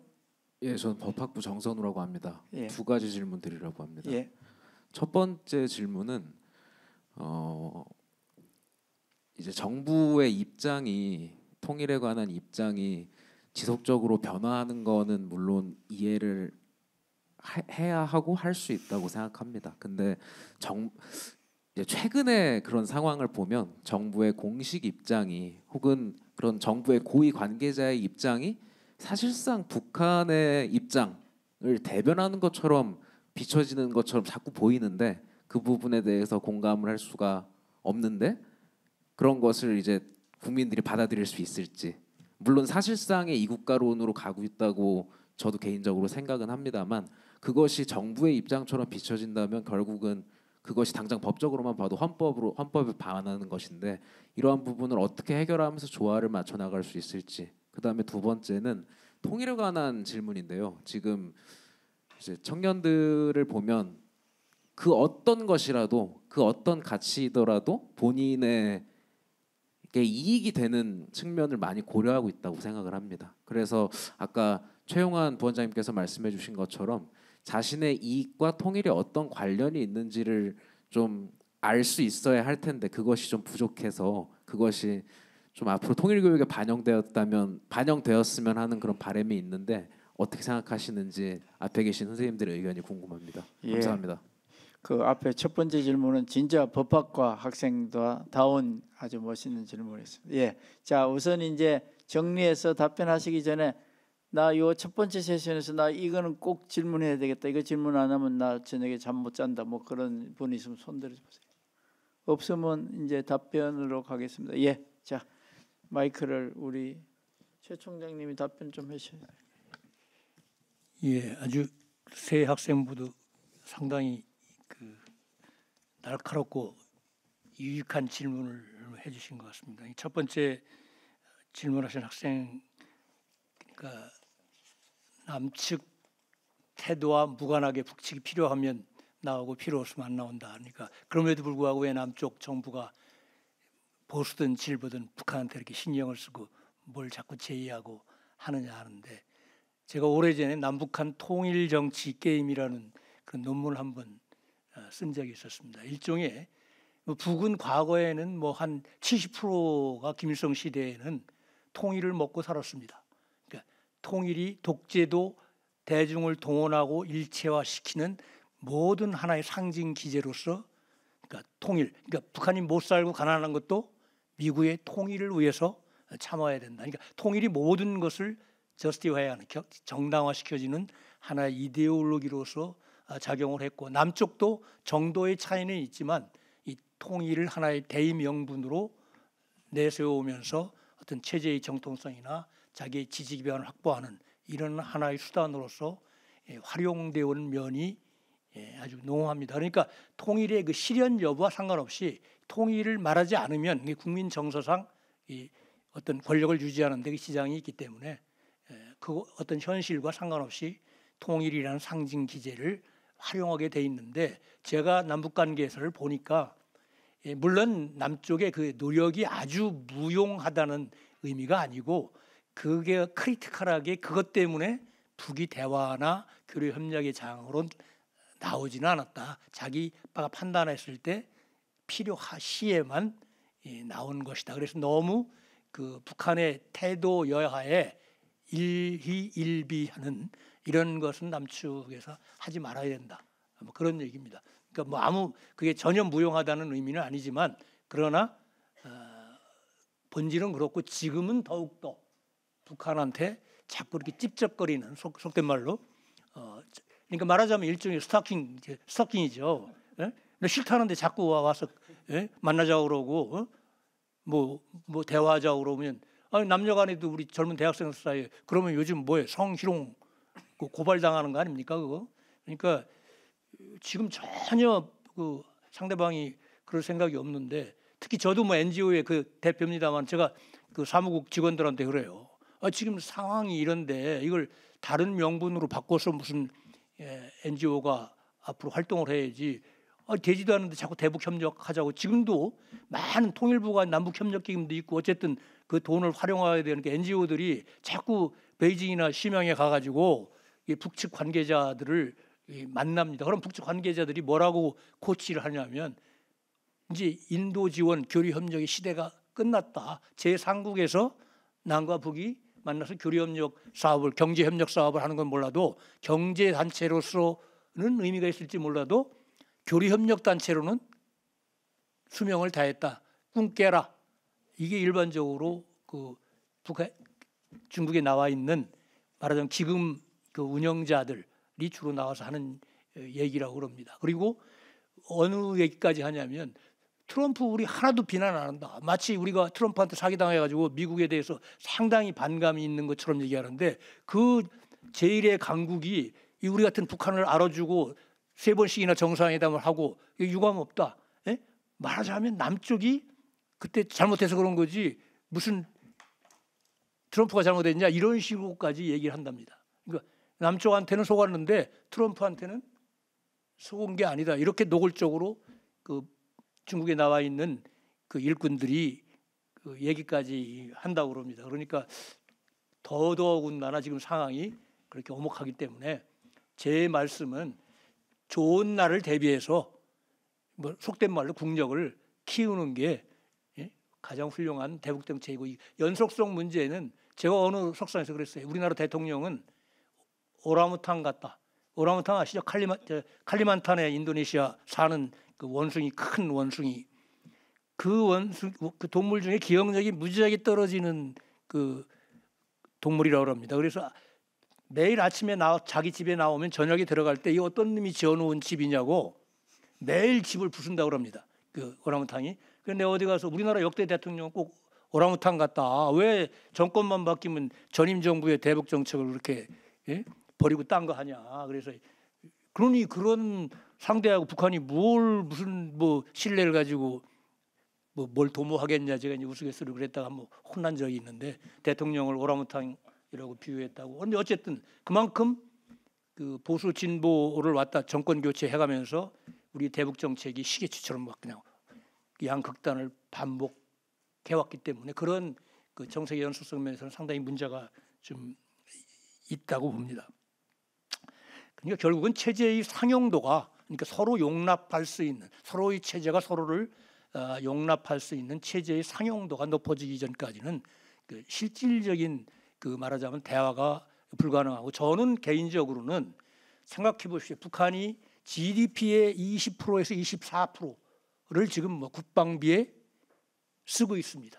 우리는 GDP의 4% 정도 씀에도 불구하고 북한의 국방비보다 훨씬 더 천문학적인 양으로 많습니다. 그러면 어떤 나라가 지구상에서 그 어떤 나라도 GDP의 24%를 국방비로 쓰는 나라가 없습니다. 이런 나라는 그냥 교과서적으로 말씀드리면 이게 굉장히 길게 존속하기가 사실상 어려운, 그러니까 이론상으로는 그렇습니다. 다만 이게 존속하는 이유는 분단 국가이기 때문에 가능한 것이고 또 하나는 또 분단 국가이기 때문에 북한이 그럴 수밖에 없다. 그러니까 남한이라는 대한국가라는 것이 존재하기 때문에 일반적인 정상적인 국가에서의 상황과 남북 사이에는 굉장히 서로 간에 이런 본질적인 한계가 있어서 이 요소들을 감안하면서 그 사태의 그 진전이나 변화들을 우리가 들여다볼 때 좀 보다 본질을 정확하게 이해할 수 있는 게 아니냐. 또 하나는 결국 대외적으로 비나인트 차이나 비나인트 USA 미국에도 좋고 중국에도 좋은 한반도 평화 통일이 현재 구조에서는 없습니다. 사실은. 그게 그 묘수를 어떻게 찾아내느냐. 앞으로 사태가 변하면 그런 상황이 올지도 모르겠지. 그런 날을 그러니까 기다려보는 이런 상황입니다. 이렇게 하시죠. 아마 질문하신 거하고 답변을 충분히 하실 시간이 없어서 그렇습니다. 5분 동안 우리 휴식할 테니까 그 동안에 앞으로 나오셔서 발표하신 분, 토론하신 분한테 개인적으로 물어보시고 좀 더 다시 만나기 힘드시니까 사진도 좀 찍어놓고. 네. 알겠습니다. 그럼 그렇게 해서 1세션 여기서 마치도록 하고 네. 발표해 주신 분과 토론하신 분들 위해서 박수 한번 치시죠. 네, 감사합니다. 네. 자, 우리 1세션 하신 분들만 기념 촬영 잠깐만 하도록 하겠습니다. 앞으로만 나와주시고요.